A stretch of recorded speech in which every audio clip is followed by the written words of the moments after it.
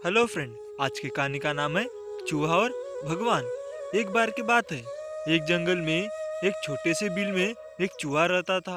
उसी जंगल में एक बिल्ली भी रहती थी। बिल्ली को चूहे के बारे में पता चल गया था, इसलिए वह उस चूहे को शिकार करने के लिए हमेशा उसके इर्द गिर्द घुमा करती थी।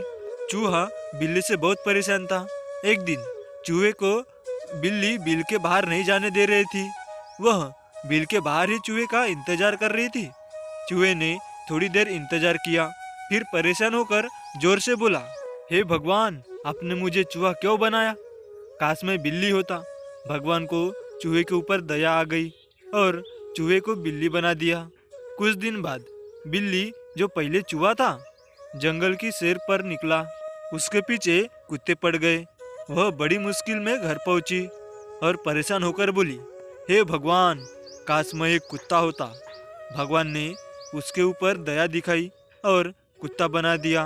अब वह जंगल आराम से घूमने लगा। एक दिन जंगल में टहलते हुए उसे एक शेर दिखा। शेर उसके पीछे ही पड़ गया।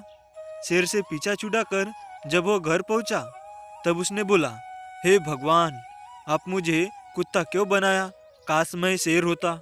भगवान ने अभी भी उसके ऊपर दया दिखाई और उसे शेर बना दिया। अब वह पूरे जंगल में राज करने लगा। सारे जंगल के जानवर उससे डरते थे। पर एक दिन एक शिकारी जंगल आया और उसके ऊपर धारदार तीरों से वार करने लगा। उसने बड़ी मुश्किल से उस शिकारी से पीछा छुड़ाया और घर आकर बोला, हे भगवान, आपने मुझे शेर क्यों बनाया? काश मैं मनुष्य होता।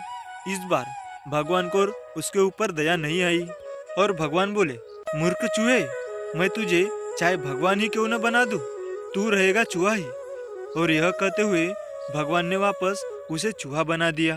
कहानी की शिक्षा, हमें अपने परिस्थितियों से घबराकर कभी भागना नहीं चाहिए, बल्कि उसका डटकर सामना करना चाहिए। और कहानी अच्छी लगी हो तो लाइक शेयर करें और चैनल पर न हो तो चैनल को सब्सक्राइब करें। Thank you.